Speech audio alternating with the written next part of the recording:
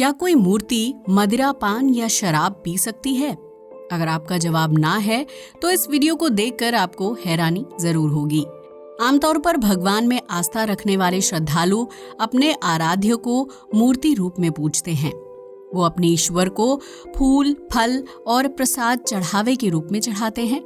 लेकिन जिस तरह हिंदू धर्म में 33 कोटि देवी देवताओं को पूजा जाता है, ठीक उसी तरह उनकी पूजा अर्चना करने का तरीका भी अलग अलग होता है। आज हम आपको भारत में उस मंदिर के बारे में बताने जा रहे हैं जहां स्थापित मूर्ति शराब पीती है। जी हाँ, आपने सही सुना। उज्जैन में काल भैरव मंदिर में स्थापित भगवान की प्रतिमा को न सिर्फ शराब चढ़ाई जाती है, बल्कि भगवान की मूर्ति चमत्कारी रूप से मदिरा भी पी जाती है। अगर आप इस चमत्कारी मंदिर के बारे में ज्यादा जानकारी हासिल करना चाहते हैं तो वीडियो को आखिर तक जरूर देखें। काल भैरव मंदिर। मध्य प्रदेश के उज्जैन शहर में काल भैरव मंदिर लाखों श्रद्धालुओं के आस्था और जिज्ञासा का केंद्र है, क्योंकि इस मंदिर में भोले बाबा अपने काल भैरव रूप में विराजमान हैं। इस वाम मार्गी मंदिर में भगवान को प्रसाद के रूप में शराब और मांस चढ़ाया जाता है।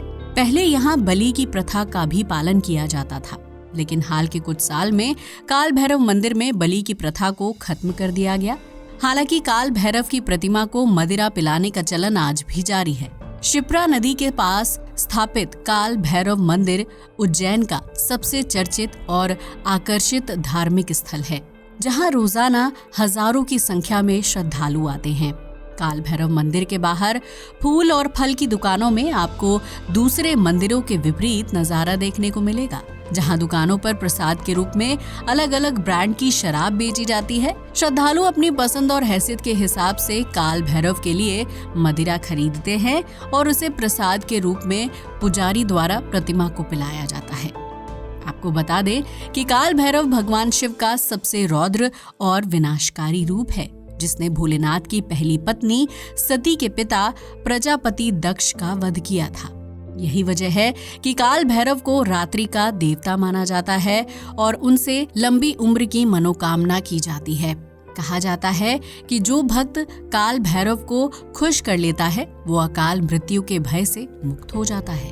काल भैरव मंदिर जाने वाला हर भक्त फूल फल की टोकरी में एक छोटी या बड़ी शराब की बोतल साथ जरूर ले जाता है, जिसे पुजारी कटोरे में डालकर काल भैरव की प्रतिमा को पिलाते हैं। मंदिर के गर्भगृह में काल भैरव की नारंगी सिंदूर लगी भव्य प्रतिमा है, जिनके दर्शन प्राप्त करने के लिए दूर दूर से श्रद्धालु मंदिर में आते हैं।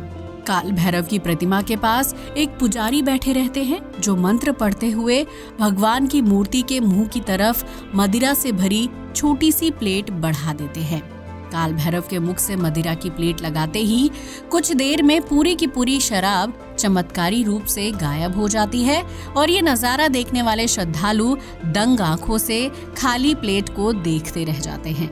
गर्भगृह में प्रवेश करने के लिए कतार में खड़े श्रद्धालु बहुत ही बेसब्री से अपनी बारी आने का इंतजार करते हैं और काल भैरव की मूर्ति के पास पहुंचते ही उन्हें मदिरा पिलाने का सिलसिला जारी रहता है।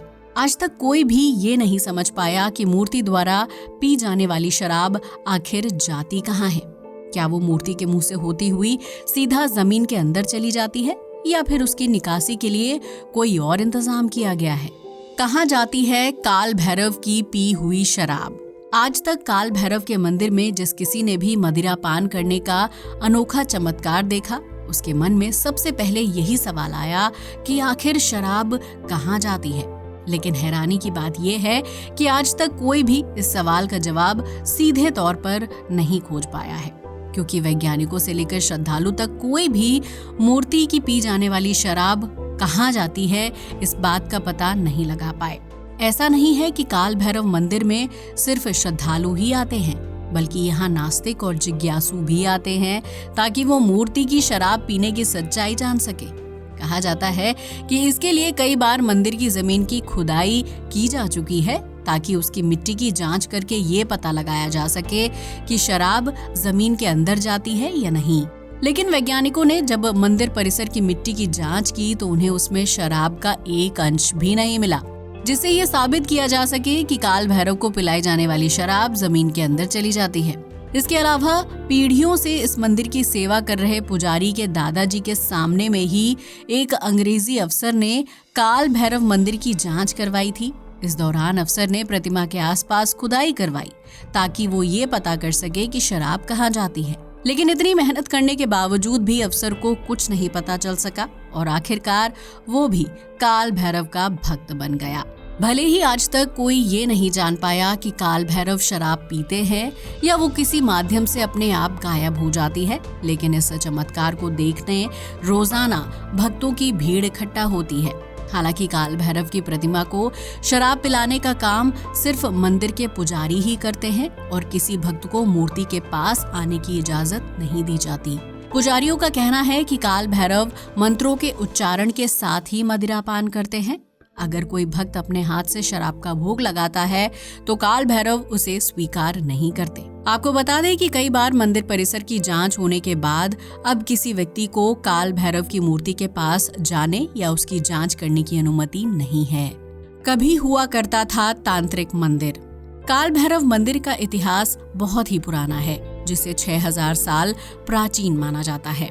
शुरुआती दौर में काल भैरव एक वाम मार्गी तांत्रिक मंदिर हुआ करता था, जहां सिर्फ अघोरी और तांत्रिकों को ही एंट्री करने की अनुमति थी।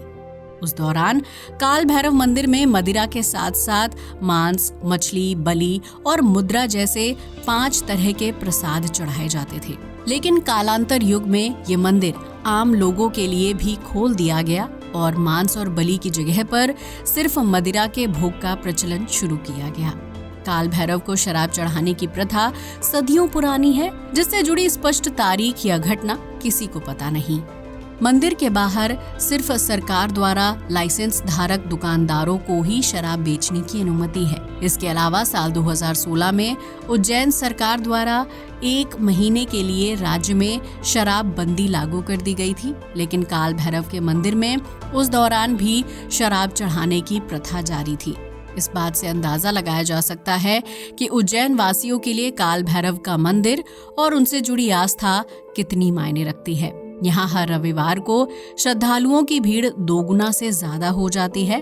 काल भैरव को शराब पिलाने का सिलसिला चलता रहता है और भक्त गणों को आधी शराब की बोतल प्रसाद के रूप में लौटा दी जाती है। आज के लिए बस इतना ही। वीडियो अच्छा लगा हो तो इसे लाइक और शेयर करें, साथ ही हमारे चैनल को भी सब्सक्राइब करें। जय हिंद दोस्तों।